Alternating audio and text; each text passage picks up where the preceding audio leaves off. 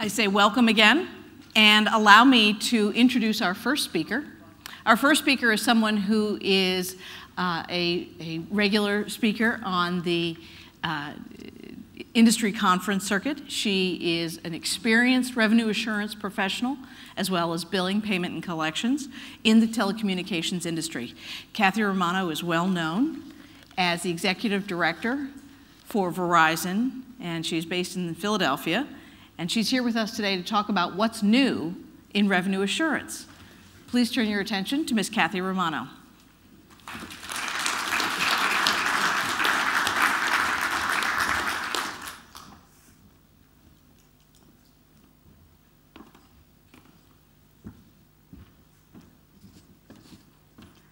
Good morning.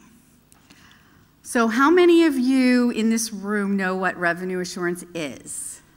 Could you raise your hands, please? So there's some who do not. So those who do not know what revenue assurance is, are you all network people? Because I will tell you, my experience is that the world diverges at the order, right? The order comes in and you either go to the network side or the billing side, and they don't cross, right? So the network side knows what goes on in the network, the people on the billing side knows what goes on in billing and revenue assurance. So let me just say, for those of you who don't know what revenue assurance is, it's the practice of looking at the process from order through to bill, through to payment, and making sure that we do not lose anything that is billable revenue and a payment against that billable revenue within that space. And that's what Susan referred to as leakage. So having said that, let me talk a little bit about Verizon. I know that all of you may not know who Verizon is, just because Verizon is mostly known in the US, although Verizon does operate across the world. Within the US space, we are the largest wireless provider. We also provide broadband and TV services, and as well as traditional telephony. Just to give you an idea of size, and you know, I was talking to some folks last night. It's interesting because we are one of the largest companies in the world, and so servicing us from an OSS BSS standpoint is always an interesting challenge because we kind of blow the scale for most providers. We have 130 million customers and 188,000 employees, and our annual operating revenue, Susan, contributing to that $3 trillion is about $111 billion US dollars. As for myself, I have worked for Verizon and predecessor companies for 33 years. I've been all over the business, but have spent most of the last portion of my time in the billing space. I'm currently managing an operation of about 800 people, and we print bills and we process all of the payments across both the wireline and wireless space in the US. So let's talk a little bit about revenue assurance. I think one of the things that we've learned in the revenue assurance space is that, you know, revenue assurance started out very basic, where we were just trying to recover from situations where we had revenue leakage. And that was a big positive to our CFOs because we were giving them money back. As we've progressed in that industry, we've implemented what most of us call preventive revenue assurance, which is really focused at those problems never impacting the customer, never resulting in an actual leakage, catching it before it occurs. So we now have a conundrum. How do you prove the value of what you can no longer see? You know, you're not recovering leakage. You've got a situation where you're preventing something. So do your executives value what is prevented? Another question is, you know, how do you demonstrate that value if you are to get them to value it? And what future opportunities exist within the revenue assurance space and for the revenue assurance professional? So as you can see from my little graphics, you have the opportunity to be a hero or a dinosaur and become extinct. I think, how many people in this room believe that all of the new OSS BSS systems will be so good that you'll never have any leakage or any fallout? Well, I'm glad to see no hands going up because I've heard that from my IT team. We're going to implement something you'll never see fallout. And I go, right, give me a fallout queue. Okay, so preventive revenue assurance. I also refer to it as customer-centric revenue assurance. It's really focused on making sure that the customer gets exactly what you promised to them. If you do that, if they get a bill that matches what you promised to them at the point of sale, then you have no leakage. You've ordered it, it's gone through the process, the customer's gotten what they asked for, and you're getting paid, hopefully, for what they asked for, or at a minimum, you're billing them for it. And it's really designed to find errors before they occur. Okay, so what are the keys to that? The keys are very rigorous testing. Once you're in production, monitoring, monitoring, monitoring. How many times have any of you experienced a scenario where you've tested for something and somehow in production it's broken? It looked fine in testing, right? But it's broken in production. Something happened. So you have to monitor in production. You have to monitor very closely. When you find an issue, you correct en masse. Anything that has to be fixed one person at a time is going to be very difficult to turn around in time to prevent it from becoming an issue. And the last is, the ability to identify patterns. In some cases, customers experience multiple issues, and if you don't find those patterns, what you'll do is fix one thing only to have something else not be fixed, and the customer is still broken. Okay, so how do we prevent? How do we measure prevention? Okay, I don't know about the rest of you, but my executives, they tend to value what they can see. If they can't see it, and if it's not an emergency, then they don't value it in the same way that they value other things that are fixing the latest fire. So how do you prove that to them? So in my mind, the keys are measurement, which I'll talk about on the next slide, regular executive visibility. So as part of the visibility side, what my team has done historically, and I managed revenue assurance for 7 years before I started this most recent job, is we had monthly meetings with senior executives.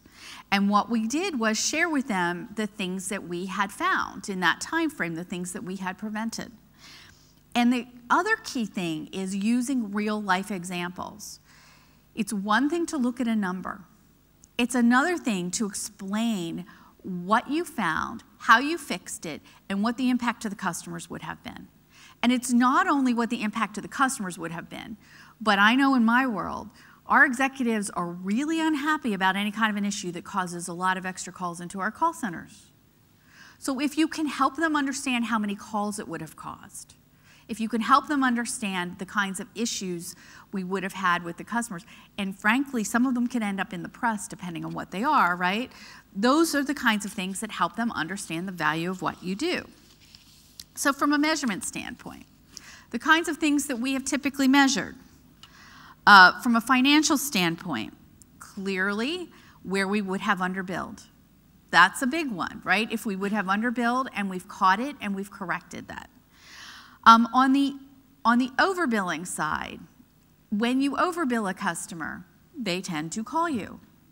When you underbill them, they often don't. So the underbilling is revenue. On the cost side, when you overbill, it creates calls into your center, and you fix it anyway. And often, you end up giving the customer some sort of a credit to make them satisfied, right? So there are a lot of costs going with overbilling. So you can see, actually, from this slide that my quality control was not there because my little graphic covered some of my letters. But, so that would have really benefited from a little revenue assurance or a little quality assurance.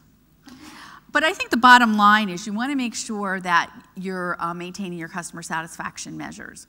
Because if you're not, then you're failing. And that's the guidance I always gave my team. Are we meeting the customer requirement? If we're not, we're failing. And it's not an individual, but it's the process, and we've got to get in front of that. Okay, so let's talk about where revenue assurance is going. So if you're in a business that's fully implemented preventive revenue assurance, now you've got to figure out what else do you do. Because I don't know about the rest of you, but if any of the rest of you are like me, you are certainly not able to rest on your laurels. I'm always looking for something new to do, something more exciting, and some new aspect of adding value. Okay, so I think we're going to spend a lot of time today, and I know at least the panel that I'm on with Susan, we're going to be talking about transformational activity. Anytime you change systems, you have conversions, right? That's where you have a lot of opportunity in this space.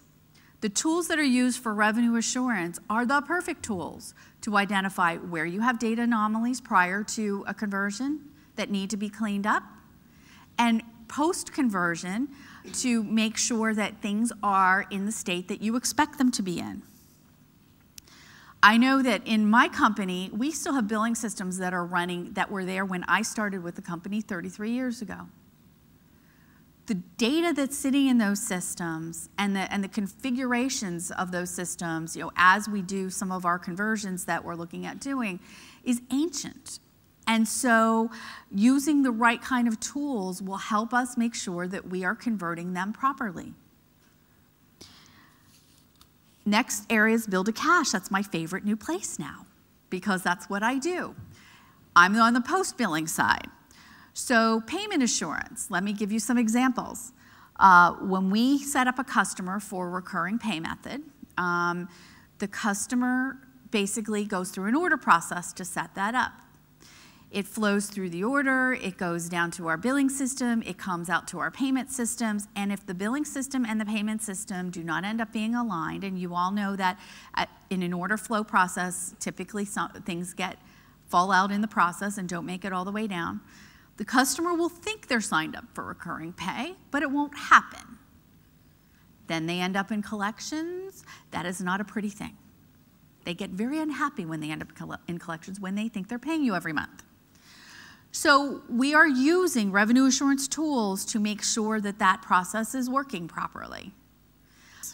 So we do a lot of bank reconciliations. As you can imagine, with as many customers as we have and as many payments as we have, we are very carefully reconciling the bank records to the billing, and billing to AR. So we're really going from bank to AR, although we normally take that intermediate step. Because of that, there is a lot of data. And you think about the fact that there's timing differences, right? So if it's a check or an ACH, there's a day's delay. If you're settling credit cards, there's anywhere from 2 to 4 days, depending on what vendor you're working with, at least the ones we're working with.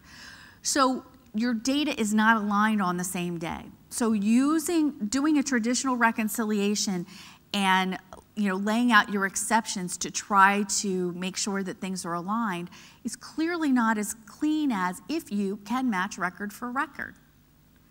The revenue assurance tools are very much geared to be doing that. It can match record for record, and it can tell you your exceptions, and those are your reconciling items. It makes it a lot cleaner. And we are using that for some of our reconciliations today, and we're looking at moving all of them potentially to revenue assurance tools over the next year or two. Last item on my list today is process improvement. Six Sigma. There's a lot of companies in the States, and I don't know whether there's folks in other areas of the world who are using Six Sigma, but Six Sigma is one method. Other kinds of process improvement require measurement. If you've got the data in your revenue assurance system, you've got the ability to measure it.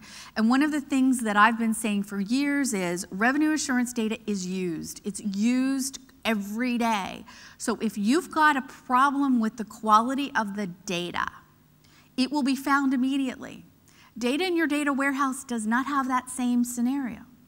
Data in your data warehouse could be corrupted for months, and if nobody's used it, you'll never know that. In your revenue assurance system, it'll pop out as an anomaly, and you will either find out that you have a real issue or you have a data issue, and you'll get it fixed.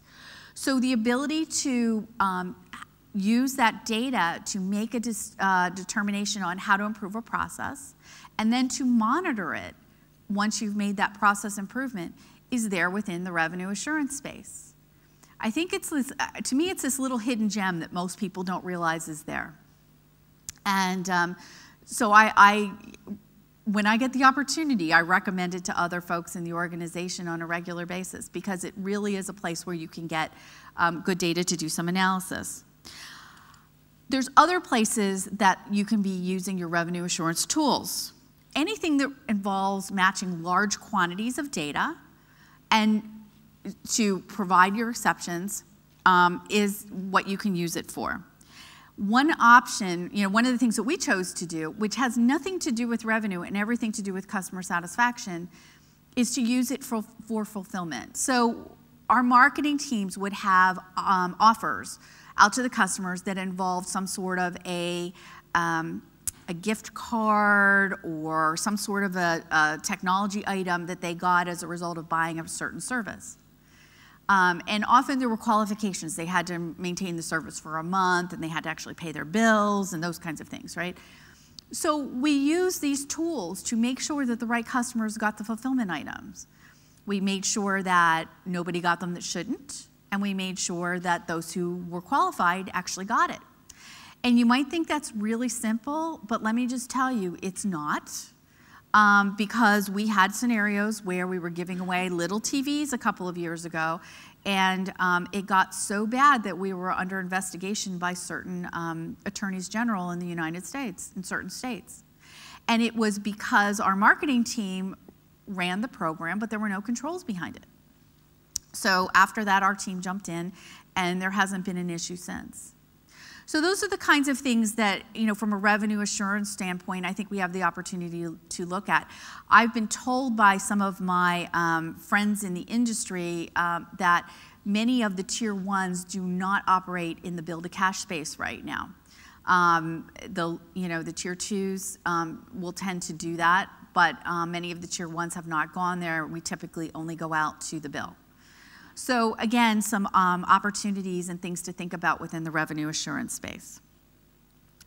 So with that, let me open up to questions. Does anyone have anything that you'd like to ask? Oh, Saad, yes. What are you? Oh, wait, microphone coming your way. Good morning. Good morning, Saad. Can you hear me? Yes. Good morning. Saad Sadi from Bell Canada, everyone. So the first question I have is, let me see here, with regards to the prevention, has there been any studies in the market that looks at companies, specifically in the US, that actually have simplified their product offering, like Sprint, like Metro, PCS, and how do they actually compare in revenue assurance versus the ones that have more complex offering? I'm not aware of anything, but Susan may be. Nope, she's not aware of anything other. Wonderful to see them. Yeah, because if you think about it from a prevention perspective, and it kind of goes to your third bullet as far as process improvement, is it seems that the more complex our product offering is, the more opportunity of leakage there is, and hence why that actually comes to be one of the most important elements that organizations are focusing on in revenue assurance. So I thought it could be something that could should be added as part of comparison elements in the industry. And the other is which always in my mind and probably in your mind, having been in revenue assurance, the evolution of revenue assurance. When I look at it previously, and we had all the complexity of data warehousing and the structure of how you're going to actually set your data to enable yourselves to see where the leakages are. With the market evolution and unstructured data and big data setups that are actually happening, velocity in the market, variability of the data, and all of that, what are your thoughts about where revenue assurance is going to fit? Because I'm looking at BI, and I'm thinking it's just one of 50 streams in BI, and it just happens, part of it, if we set it up there versus all the complexity over the systems that we were actually setting up for revenue assurance. So any thoughts about that evolution in the market? I would agree with you. I think it does become part of your BI suite. I think it makes a lot of sense to be there.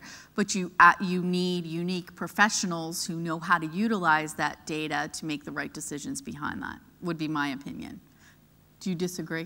No, I don't. I think there's a great opportunity. I really believe now there is a great opportunity about unstructured data, what we can do with it. I believe revenue assurance is there now.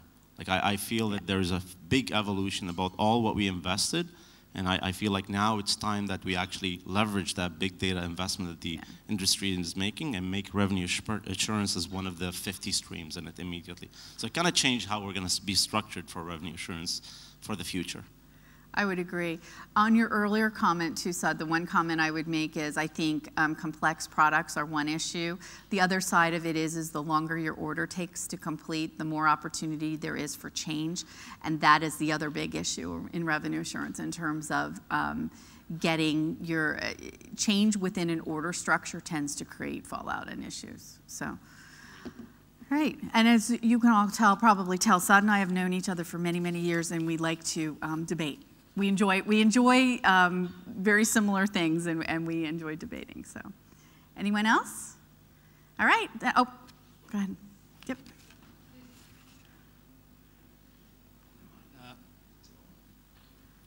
Hi, Justin Van Lent from Analysis Mason.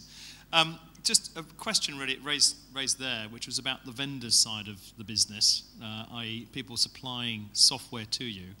And you're looking at sort of BI tools potentially for covering this, but homegrown in your world, opposed to relying on vendors to actually pull together a product set which is going to be useful to you. I mean, what's the sort of split? Because I'd imagine that quite a lot of it's in-house effort from your guys. So in the real-time space, we use vendor tools. And in the revenue assurance in the kind of the post space, like a day or two lag, we also use third-party tools. There are pieces where we use homegrown, but we're almost entirely, which is rare for our business, by the way. We build almost everything ourselves, but in this case, we use third-party tools pretty exclusively. Part of it is because we've chosen to do that because we need to be almost like an auditor of what goes on in IT, right? So if IT builds it, you lose some of that perspective, right? So that was a conscious decision on our part to go to third parties. So, thanks. Sure.